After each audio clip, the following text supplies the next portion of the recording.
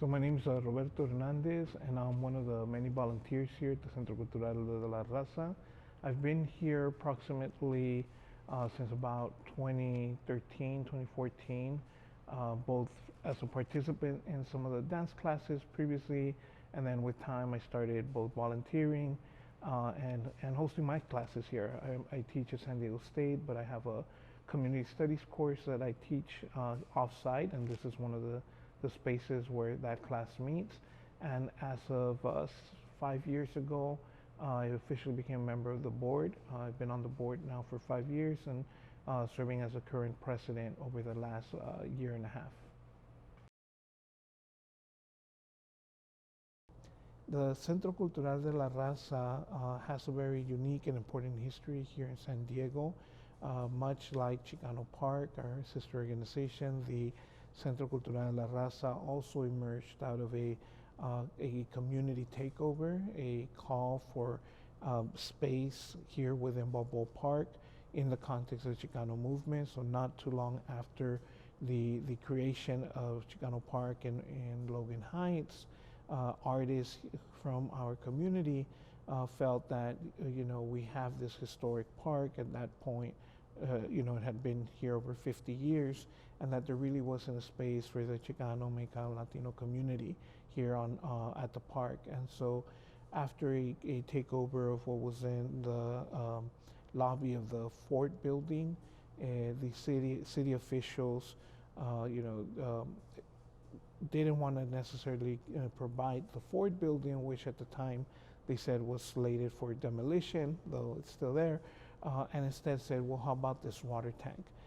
And so we now have been here for 52 years. This year's our 52nd anniversary in what is one of two former water tanks that once serviced the Naval Hospital across the street between the 1920s and 1950s.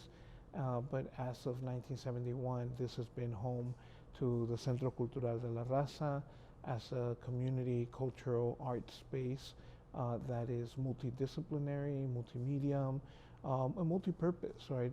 This is ultimately a family space, a gathering space for a broader community. We say this is La Casa de Todos, the house of everyone. Everyone's welcome here, and we try to do our best to keep these doors open, to continue to make this space accessible to all. Despite being primarily an arts and cultural center, one of the things about Centro Cultural is that it is recognized by our broader community as first and foremost a community space, right? And so with that regard, we have all kinds of events here, from not only artistic or music, concerts, but also a lot of family gatherings, a lot of, we've had weddings, quinceañeras, we've even had funerals or celebrations of life. People that have wanted to come to the space to use it in that way, because in one way or another, their own lives have been touched by this space, right? Because it has always been that multi-purpose, multifaceted type of center for the broader community. And again, I emphasize the part of being a regional park, because one of the concerns we have had is that sometimes it seems as if the park is treated more as a local community park for surrounding neighborhoods, but that really doesn't capture the history of both us and the World Beat Center, for example, that many of the people that come here come from District 8 in South Bay, District 4, Southeast, right? Come from throughout the county. So, according to Balboa Park's own studies, we do have the most repeat visitors, right?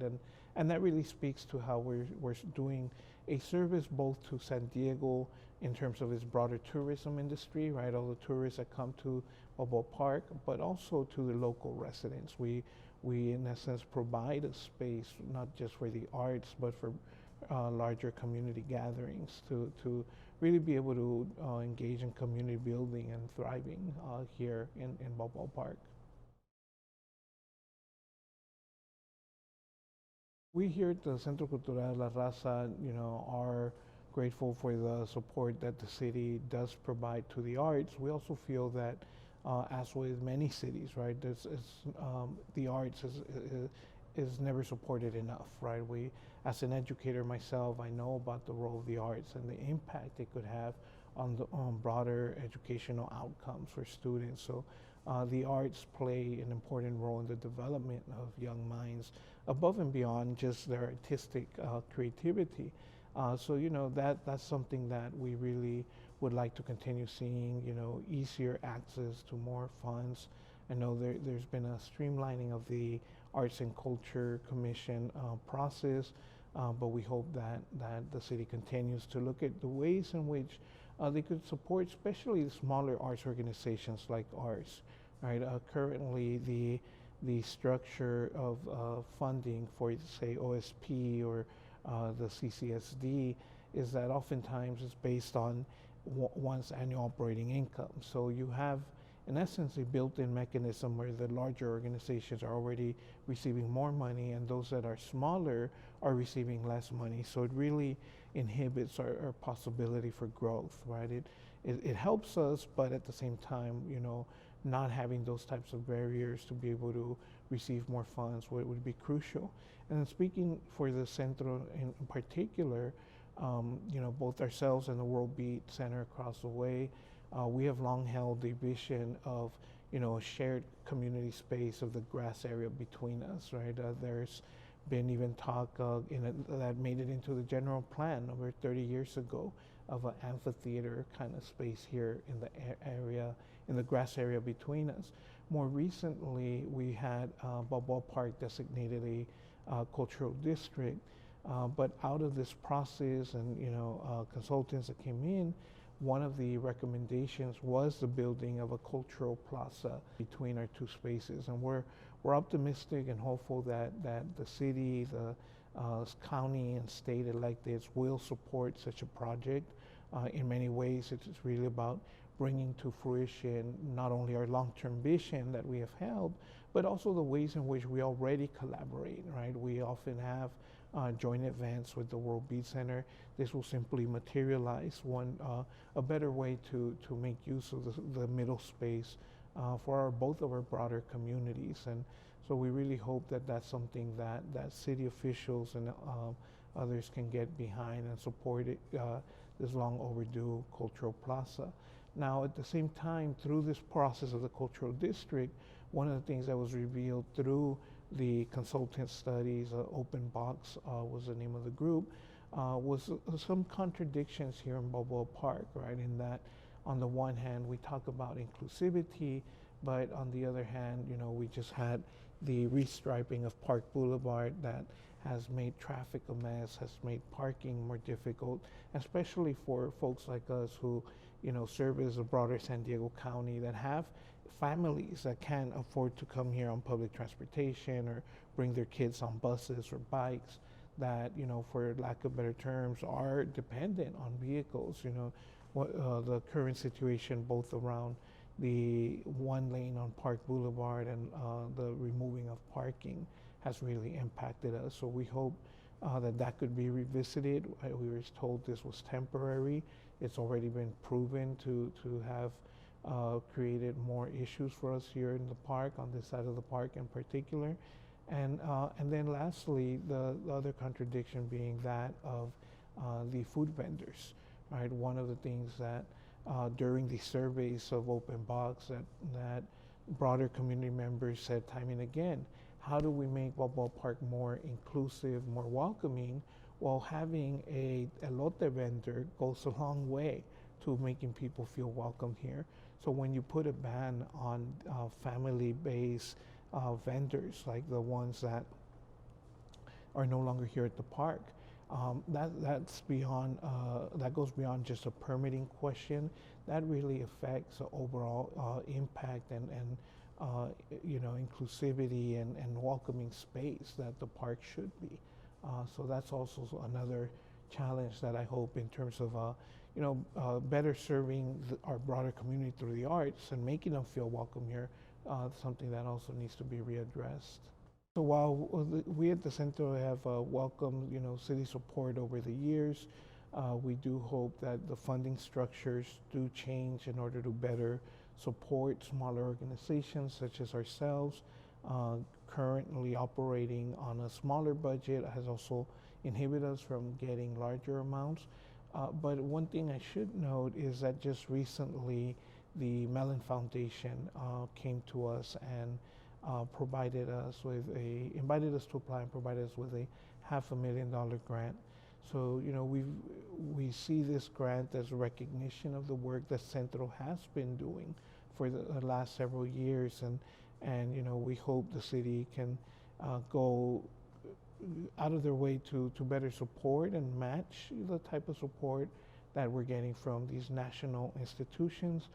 Because at the end of the day, they came to us, right? They recognize what we're doing, and we're being supported precisely for not only the recent activity, but the long history and legacy of Centro and what the Centro has done, not just for San Diego, but for the binational border region, as a very unique space. During the height of the Chicano movement, there at some point was easily up to 50 to 60 of these types of centers.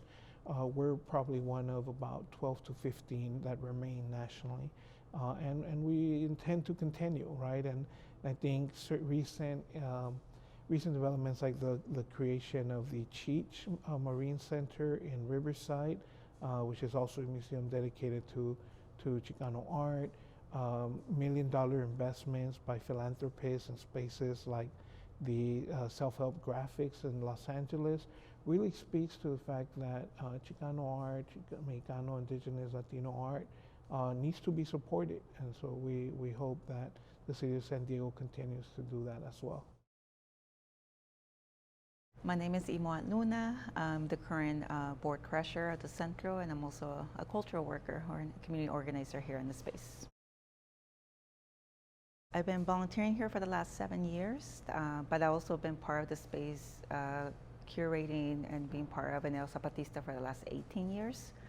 So I've been very familiar with the space, helping with curate that particular exhibit, but more on the board and active in the Arts Advisory Committee within the last 7 years. And besides the treasure part that I've been doing for the last 2 years, more of the organizing aspect is being able to create a space that is open and accessible to community. And how we do that is being able to provide kind of organized more grassroots principles of being able to make the space have community proposal meetings. So we have a meeting once a month on the Wednesdays, and we've been creating this model within the last, I think, at least 6 years that I've been here. And this model basically presents, we don't have money, we we are volunteers, we have our second 9-to-5 job, but what is it that how can we bring life to the space? And this proposal came to let's make the space open. Let's bring community, be the ones to organize events and create things in the space. So we created a structure within the Arts Advisory Committee and having community proposal meetings on the first Wednesday of the month. So every first Wednesday we receive maybe a dozen proposals from community members. People that want to have exhibits here, people that want to have either events or they want to do solidarity events, political events. So we literally have never denied the doors to anybody. It's basically our biggest challenge is how do we fit it in the calendar, making sure that the date is open for folks in the community. So one of our biggest the needs is how do we create things at the space when we don't have no paid staff and it's completely volunteer run. So we created this structure where el centro es de quien lo trabaja. The centro belongs to those that are able to put the time and able to just make things happen. So we have the space, we're not really paying rent for it. It's a city-owned space. It's still a nonprofit. I think when we came in, the budget of maintaining the center is $25,000 to $30,000 a year, which is literally nothing. But that only allows us to pay the minimum payments of just the trash can, the Wi-Fi, and all the basic necessities. But how do we've been applying for grants. We have not been very successful in receiving a lot of money from foundations or the city. And a lot of it is because we don't have enough, in our books, it seems like we don't have an organization that's not able to strive or get enough money. And we really don't know how to do the fundraising aspect of it. We've raised money a lot of it for community needs when there's funerals, when there's community needs that require just basic fundraising. But regarding being able to acquire thousands of millions of dollars, like that's something that we haven't been able to tap into. And we know that the money is there. I think that more than anything is like what do we need to do to prove ourselves to it, to be able to acquire this money to foundations. And I think a lot of it is like, well, instead of trying to do that, like how do we internalize and be able to just make things happen, just make the space alive again. And I think that one of the that's been our strategy for the last, I think, 7 years. How do we make things happen here in the space without anybody getting paid to do it? And I think of it as like, well, let's invite collectives, let's invite different individuals or artists that have particular projects, and let's just make the space open to them and fit them into the calendar. And I think we've been trying to be very active in promoting and putting on our social media like just the daily things that happen in the space, because it is a very active space. And there is some people ask like, how is it that you're maintaining the space? It's completely that there's no space staff. And it's like, we've been doing it because we've just been opening the space to artists. We've been opening the space to organizers, and it's also like a community hub also for grassroots organizing on the ground. And so sometimes there's 4 meetings that happen on a daily basis, and just people needing a space to meet. So I think we have relied a lot as a small nonprofit organization without funding to be able to kind of survive on our own. But now we're really tapping in and claiming our seat at the table, you can say, because we are part of a ballpark association as a nonprofit. We do have a seat at the table within the association of a ballpark. There's different resources and things that we can tap into. So we're finally going to these meetings that we haven't had before. I think that the main priority is how do we bring community and how do we support the community that is already using the space on a regular basis. So there's groups like Bomba Libertad has been using the space at least more than 12 years. The Native American Drum Circle has been here at least 18 years. So there's groups that have been here for many years. It's like, how do we continue to nourish the groups that have been here, but also how do we bring more groups to come in here and use the space? So a lot of the programming is completely free. And then there's a lot of community events that happen in this space. So I think a big challenge that we have is how do we tap into different foundations to know like, hey, this space is completely like running on its own.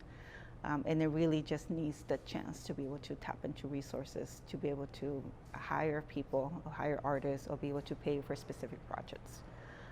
So I think this is like the first year since now that we regained our nonprofit status back. That was one of the challenges that we had internally.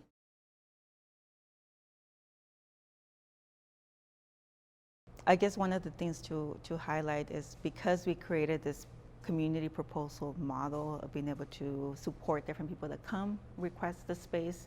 It's basically, okay, you have a project and you have to do it on your own. We can support it in whatever way we can, but we don't have resources. We don't have the capacity to organize it, but we have the space for it. So if you're, as a collective or as an individual, you want to come and do something, then do it. Just present your proposal, let's hear it out, and then, so I think that really has been a big game changer within the space. Is like every month we receive dozens of proposals from community members and artists. And I think one thing that we started 5 years ago is this community market called Tangis de la Raza.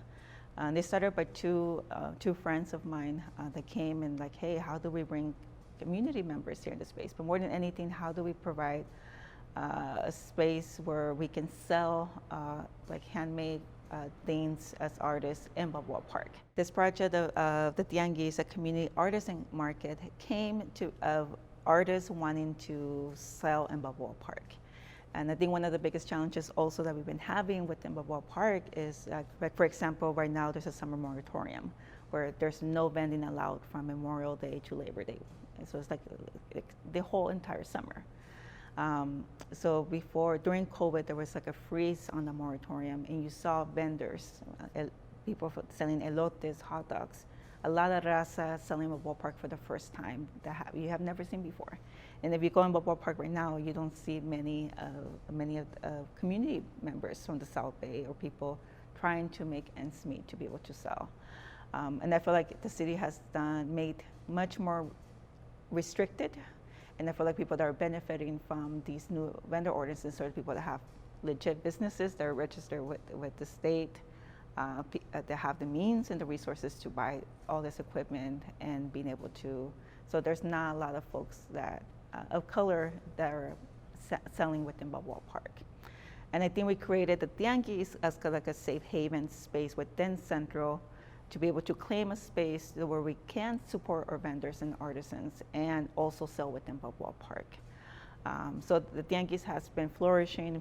During COVID, a lot of the market has been outdoors. So Tangis has been flourishing very much because it's a community artisan market. It's not just one organizer. All the artisans, there's right now like a dozen of them that are the ones that organize the market. And all the proceeds basically go back exactly to the market, to being able to provide free workshops for children, being able to provide the resources to have skill sharing workshops regarding making soap, making candles, whatever skill sharing that is.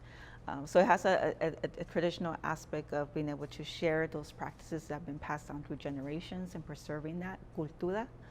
And I think a big part is how do we support each other as a community of vendors and artisans within Balboa Park, but also in San Diego in general. I feel like the Tangis has been like a safe haven to have feel the liberty to be able to sell the products and be able to promote and be able to start off as a small business, or like kind of like in the in-between line, not yet a business, still thinking about it, but just trying to make ends meet just to pay rent.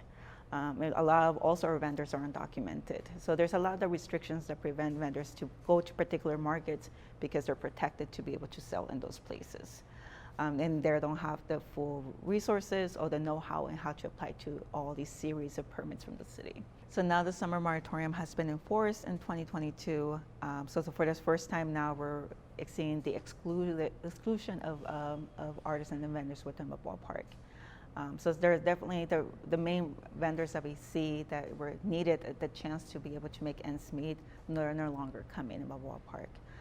So the Tangis has been a very instrumental space for community building, for artisans to support themselves and to be able to just survive economically here in San Diego. And I think that we need to be able to support many other markets happening in San Diego. But the Tangis has been kind of like the heart of Central. For me, it has been the heart of the Central because all the vendors and artisans that come to the Central, they love the space, they're protective of the space, and they know that this is their space. They're representing that vision of what the Tangis is. And I hope that there could be other spaces like the Tangis in rest of San Diego to be able to support different vendors that don't have the support system to be able to vend freely out in the city.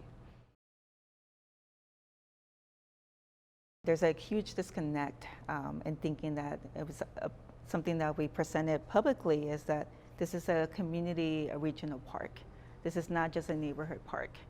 And I think that a lot of the Balboa Park committee, that is a committee from San Diego, that is appoints this particular committee who decided on this.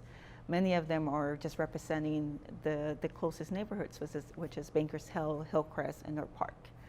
And so the aspect of being able to restrict parking makes it very difficult for people from the South Bay communities to be able to come up here.